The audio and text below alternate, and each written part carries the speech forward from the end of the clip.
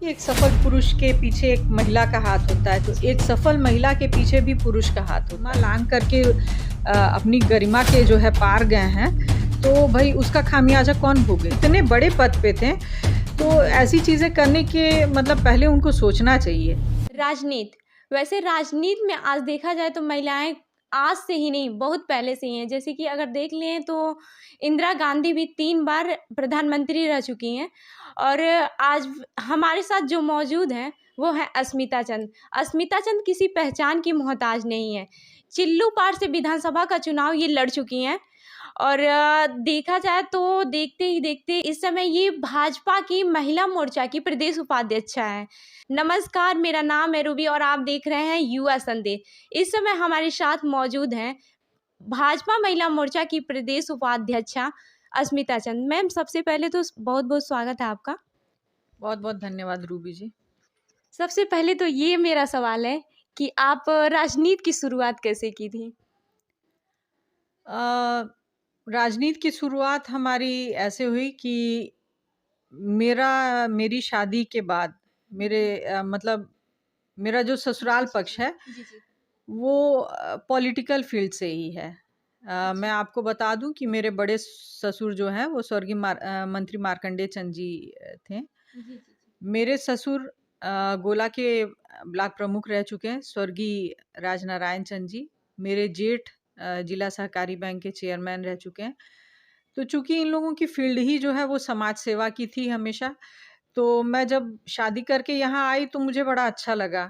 तो यही सब सोच करके मैंने भी जो है अपनी चौखट से कदम बाहर निकाला और इसमें आ गई मैं। जैसा कि आपने कहा कि आपका ससुराल राजनीतिक परिवार से बिलोंग करता है, तो मैं ये सोच रही हूँ कि राजनीति में तो ठीक है आप आ गई, कभी ये नहीं सोचा कि मुझे राजनीति में नहीं आना चाहिए, कुछ और करना? नहीं, कभी ऐसा दिमाग में तो नहीं आया, क्योंकि चूंकि मैं चंद परिवार से थी जी जी। और उस चीज़ का जो है मुझे हमेशा मतलब लाभ मिला। लोग हमेशा मतलब हमारे चिल्लू पार की जनता, या पहले हमारा चिल्लू पार जो है वो धुरिया पार के नाम से जाना जाता था। जी जी धुरिया पार विधानसभा थी। तो हमेशा लोगों का स्नेह और आशीर्वाद एक बेटी और एक बहू के रूप में हमेशा मिलता रहा, तो इससे जो है मेरा आत्मबल और बढ़ता चला गया। आपने 2007 में चिल्लू पार से विधानसभा चुनाव लड़ चुकी हैं, और आपके अनुभव कैसे हैं ये बताइए। जी, बिल्कुल सही। 2007 में मैं चिल्लू पार से विधानसभा का चुनाव लड़ी हूँ, जो कि धुरिया पार हुआ करता था।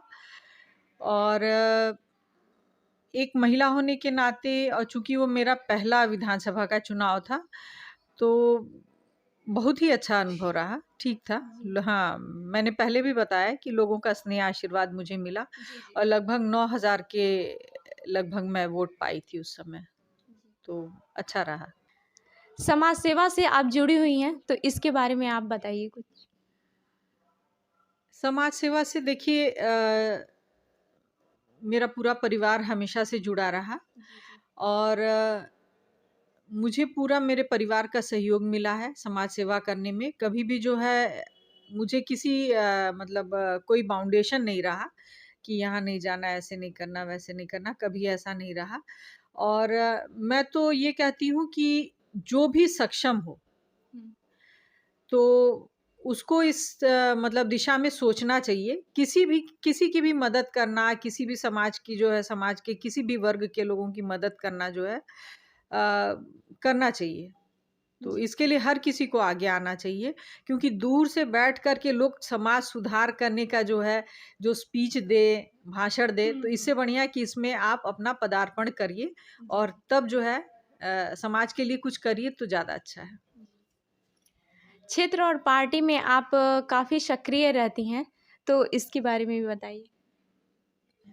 जी, क्षेत्र और पार्टी में मैं सक्रिय रहती हूँ। पार्टी के द्वारा जो भी दिशा निर्देश आता है, संगठन के द्वारा जो भी हमारी योजनाएँ या कोई भी काम आता है, तो मैं उसको करती हूँ, सहर्ष करती हूँ। चूँकि इसी मंशा के साथ जो है मैं संगठन से जुड़ी हुई भी हूँ, तो मैं वो करती हूँ। और रही बात क्षेत्र में सक्रिय रहने की, तो क्षेत्र मेरी कर्म भूमि है। मतलब आज से नहीं, जब से दुल्हन बन करके आई तब से जो है मैं वहाँ हमेशा से चलती रही हूँ। तो वहाँ के लोगों के सुख दुख में मुझे जाना, उन लोग के साथ रहना बहुत ही अच्छा लगता है। चिल्लू पार क्षेत्र में शैक्षणिक संस्थाओं का आप संचालन करती हैं, तो इसके बारे में बताइए? हाँ, रूबी जी, मेरी वहाँ पे जो है इंटर कॉलेज भी है, मेरा पीजी कॉलेज है और एक पब्लिक स्कूल भी है। तो हम लोग के वहाँ पे जो है शैक्षणिक संस्थान कई हैं और हम लोग का चलता है वहाँ पे। और वहाँ पे जो है मतलब गाँव के आसपास के बच्चे आते हैं, वहाँ शिक्षा ग्रहण करते हैं।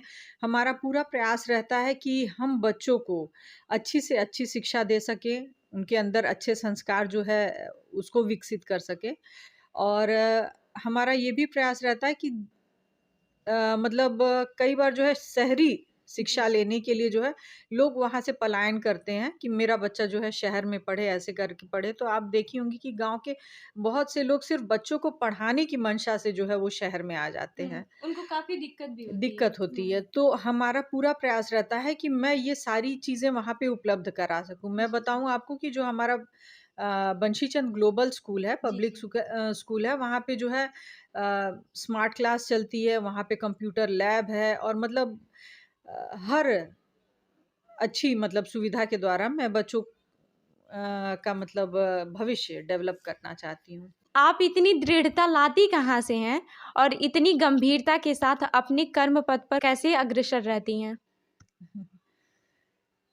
अ, मेरे परिवार का जो बल है, मेरे परिवार का जो आशीर्वाद है, उससे जो है मेरे अंदर काफ़ी हिम्मत आती है, बल मिलता है। मेरे ससुर हुए, मेरे जेठ हुए, मेरे हस्बैंड हुए, इन लोगों का पूरा सपोर्ट रहता है।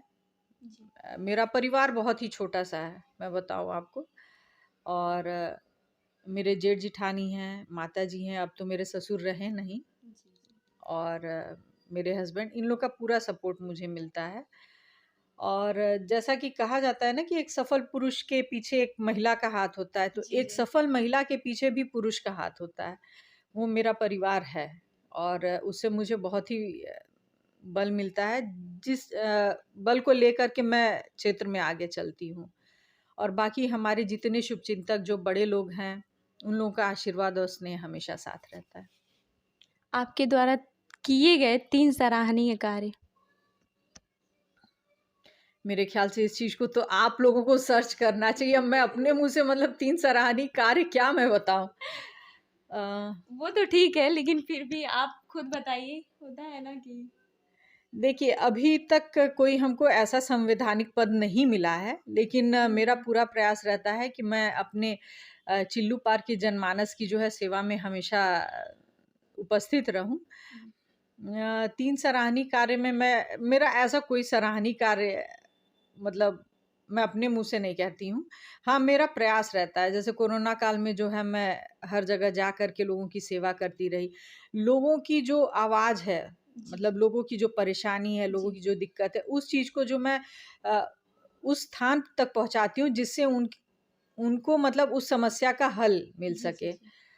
और ऐसे ही चलती रहती हूँ, मतलब लोगों की रोज़ कुछ ना कुछ ऐसे समस्याएँ आती हैं, लोगों की दिक्कतें होती हैं। तो अगर उसको प्रशासनिक तौर पे दूर करना होता है तो उनसे वो करती हूँ। कभी मतलब 1-2 चीज़ें ऐसी आईं जिनको महाराज जी तक पहुँचाना रहा। परम पूज्य योगी आदित्यनाथ महाराज जी जो हम लोग के सीएम हैं, उन तक पहुँचाना रहा तो मैं उन तक भी जाती हूँ। तो इस तरह से लोगों के बीच में रहती हूँ। सरकार के 3 सराहनीय कार्य, भारतीय जनता पार्टी की। सरकार के अगर मैं आपको सराहनीय कार्य गिनाने नहीं, बस लगूँ, 3 ही। नहीं, नहीं, आपको और सुनना पड़ेगा। जी, जी, अगर सुनाइए आप। अगर मतलब आप इंटरव्यू ले रही हैं तो जी, फिर जी, तो जी, बिल्कुल। हमारी सरकार ऐसी सरकार है कि मतलब जो नहीं, आज 3 तक ऐसे सराहनीय कार्य जो आपको लगे हों कि नहीं, ये है, कुछ बात है इसमें।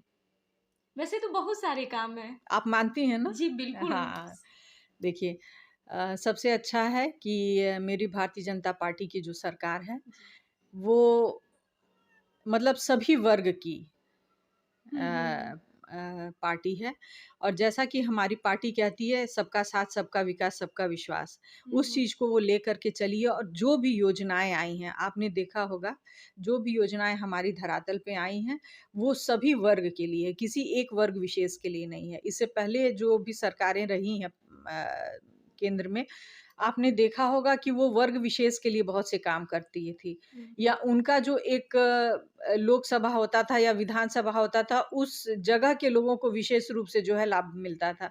ये चीज़ हमारी पार्टी के अंदर नहीं है। और दूसरी बात ये रहा कि मतलब हमारी पार्टी ऐसी पार्टी है जो महिलाओं को ऊपर करने का काम कर रही हैं। आप वर्तमान समय में जो हमारी राष्ट्रपति हैं द्रौपदी मुर्मू जी, उनको देख लीजिए। मतलब वो ऐसे समाज से हैं और आज मतलब देश के सर्वोच्च स्थान पे हैं। और हम लोगों को बहुत ही गर्व की अनुभूति होती है कि मतलब एक महिला के रूप में जो है उनको वहाँ पे लाया गया है। ये हम सब के लिए जो है एक प्रेरणा की बात है। और मेरे सरकार के द्वारा जो अभी इतनी बड़ी महामारी आई थी जिससे पूरा विश्व ग्रसित था, कोरोना टीका, जिसको मतलब मुफ्त में पूरे देशवासियों को लगवाने का काम, ये बहुत बड़ी बात है। क्योंकि अगर ऐसा नहीं होता तो बहुत ही मतलब एक मतलब भयावह स्थिति आ जाती। तो विशेषकर इन 3 चीज़ों के लिए मैं अपनी पार्टी को धन्यवाद देना चाहती हूँ। और मैं खुद में सौभाग्यशाली मानती हूँ कि मैं ऐसी पार्टी की जो है एक सिपाही हूँ। तो मेरे बाकी बहुत सी चीज़ें हैं मेरे आपने 3 जुड़ा दिए, 3 ही मैंने पूछा था। और सरकार की 3 कमियाँ, आपकी सरकार की 3 कमियाँ। मेरी सरकार की 3 कमियाँ कोई नहीं है। नहीं है कि मतलब कमी नहीं होगी, कहीं न कहीं तो ऐसा लगता होगा कि मतलब ऐसा है कि कुछ इम्प्रूवमेंट करने की ज़रूरत है, सरकार को ऐसे नहीं ऐसे करने की ज़रूरत है, कुछ तो ऐसा होगा। क्योंकि देखिए जहाँ मतलब है बड़ाई होती है, वहाँ जहाँ सराहनीय काम है वहाँ कुछ न कुछ तो होता है। ऐसा कुछ भी हो जो आप बताइए? नहीं रूबी जी, मेरा ये कहना है कि आप भी देखी होंगी कि आज़ादी के 75 साल के बाद जी। मतलब भारतीय जनता पार्टी को जो देश जिस हालत में मिला, हमारा प्रदेश जिस हालत में मिला है, उसको सुधारने में थोड़ा-सा समय लगता है। कुछ-कुछ चीज़ें लोगों को लगती हैं कि मतलब ये कमियाँ हैं, वो कमियाँ हैं। तो इसके लिए मैं आपसे कहूँगी कि किसी भी चीज़ को सुधारने में थोड़ा-सा समय लगता है। जादू की छड़ी नहीं है हमारी पार्टी के हाथ में, जादू की छड़ी नहीं है कि मतलब एक बार घुमाया और वो सारी चीज़ें जो है एकदम ठीक हो जाए, एकदम परफेक्ट हो जाए। लेकिन हाँ, हमारी पार्टी का एक सपना है कि हमारे देश को विश्व गुरु बनाया जाए। उस तरफ जो है मेरी पार्टी पूरी दृढ़ता के साथ अग्रसर है। और उस दिशा में जो है कदम बढ़ाए हुए आप भी देख रही होंगी कि हर तरफ विकास हो रहा है, सुचारू रूप से हो रहा है, धीरे-धीरे हो रहा है। तो वो चीज़ होता रहेगा। और मुझे नहीं लगता है मेरे पार्टी में कोई कमी है। आपको नहीं लगता है, लेकिन बहुत सारे लोग तो आपकी पार्टी की आलोचना भी करते हैं, विपक्ष भी। विपक्ष का काम ही है विपक्ष का काम है, लेकिन क्या लगता है कि जो विपक्ष आपकी पार्टी की आलोचना करते हैं उसमें कमी है कि नहीं आपकी सरकार की? नहीं रूबी जी, एक चीज़ मतलब बताइए। ऐसा नहीं ऐसा रहता है कि इम्प्रूव करने की हमें ज़रूरत पड़ती है। विपक्ष का जो एजेंडा रहता था, चुनावी एजेंडा, जी। ठीक है ना? वो चीज़ वो लोग जो है सबको गा करके, सबको बता करके जो है वोट लेने का काम करते थे, ठीक है ना? और उसी एजेंडे को जो है हमारी सरकार ने पूरा कर दिया, हमारी सरकार ने जो है लोगों को उससे लाभान्वित कर दिया, तो उसमें कमियाँ निकल गईं। मैंने ये तो ये नहीं कहा। ये तो अपनी-अपनी सोच की बात है। ये मैंने नहीं कहा कि कमियाँ, वही मैं बता रही हूँ। बताइए, विपक्ष के पास अब कोई मुद्दा ही नहीं रह गया है, तो वो मतलब अनाप-शनाप 1-2 चीज़ें लेकर के ऐसे मतलब उठते हैं। आखिर सदन में कुछ तो चर्चा का विषय होना चाहिए, तो इसलिए वो अपनी बात रखते हैं, हम लोग अपनी बात रखते हैं। चलिए विपक्ष की बात आ गई है तो मैं आपसे एक बात और पूछती हूँ, जो राहुल गांधी की संसदीय सदस्यता गई है उसको क्या लगता है आपको वापस मिलनी चाहिए कि नहीं? और मिलनी चाहिए तो क्यों? नहीं, मुझे नहीं लगता है मिलनी चाहिए। एक चीज़ बताइए, उन्होंने जो है वहाँ पे जो भी चीज़ किया वो गलत किया, ठीक है ना? वहाँ पे जो उन्होंने वो पत्रक फाड़ के फेंका, वो संसद की गरिमा के खिलाफ था। तो मुझे तो वहाँ पे उनकी वो गलती दिखाई देती है। और बाकी अभी बहुत से मतलब हमारे शीर्ष के नेता लोग हैं, वो लोग अपना क्या व्यू रखते हैं, क्या सोचते हैं, वो उनका विषय है। वैसे मुझे यहाँ पे उनकी गलती दिखती है राहुल जी की, ऐसा नहीं करना चाहिए, सबको अपनी लेकिन मर्यादा। ऐसा होता है कि पॉलिटिकल करियर में आने के बाद संसदीय सदस्यता अगर छीन ली जाए तो होता है ना कि हमें मिलनी चाहिए, तो फिर अगर आप उनकी जगह पे होती तो आपको मतलब क्या सोचती, मिलनी चाहिए कि नहीं? देखिए, मतलब आप बार-बार जो कह रही हैं कि संसद की जो सदस्यता जी, है, जी, जी। वो कितनी बड़ी चीज़ है, बिल्कुल। उसकी मर्यादा इनको रखनी चाहिए थी ना, उसकी गरिमा इनको रखनी चाहिए थी। बिल्कुल। अगर ये अपनी सीमा लाँघ करके अपनी गरिमा के जो है पार गए हैं, तो भई उसका खामियाज़ा कौन भोगेगा? ये तो है उन्हीं ही। को। जी, जी। तो फिर उन्होंने गलती की है तो उसकी सज़ा भी वही भोगेंगे। क्योंकि इतने बड़े पद पे थे, तो ऐसी चीज़ें करने के मतलब पहले उनको सोचना चाहिए। भई वो एग्ज़ाम्पल दे रहे हैं ना, मतलब लोगों जी, को जी, क्या जी, बता रहे हैं, क्या बिल्कुल। संदेश देना चाह रहे हैं। तो यहाँ उनकी गलती है। यानी कि आप उनकी गलती मानती हैं और मानती हैं कि उनको उनकी सदस्यता नहीं मिलनी चाहिए। ये ऊपर का विषय है, मैं इस नहीं, चीज़ में आपने अभी बोला है गलती इसके। है, मैं ये जी, मानती हूँ कि जी, जी। गलती है, बिल्कुल। हुँ, हुँ। मतलब जी, इस चीज़ को मैं इसकी कतई सराहना नहीं कर सकती, जी, जी। क्योंकि आने वाली पीढ़ी को हम क्या कहेंगे? ये गलती है उनकी। आप इतने लंबे समय से कर्मठता के साथ किसी राजनीतिक दल के साथ जुड़ी हैं, जैसे कि भारतीय जनता पार्टी के साथ आप जुड़ी हैं, तो क्या आपको नहीं लगता है कि आपको और किसी अच्छे पद की ज़रूरत है? रूबी जी, मैं मतलब संगठन की सिपाही हूँ और देखिए संगठन ने मुझे एक बहुत ही अच्छा पद दिया है, प्रदेश उपाध्यक्ष हूँ मैं महिला मोर्चा की। और बाकी ये शीर्ष नेतृत्व का विषय होगा कि वो मुझे क्या पद आगे देना चाहती है, और अगर देती है, अगर वो मेरे पे विश्वास करती हैं, तो मैं उसके लिए उनका धन्यवाद मतलब दूँगी। और मैं ये विश्वास दिलाना चाहूँगी कि जो भी पद अगर मुझे दिया जाएगा, तो मैं उस पे पूरी खरी उतरने की कोशिश करूँगी। मैं ये लास्ट सवाल होगा मेरा कि आप क्या मतलब अपने आप को कहाँ देखना चाहती हैं भारतीय जनता पार्टी में? भारतीय जनता पार्टी में कहाँ देखना चाहती हूँ? जी, आगे आने वाले समय में।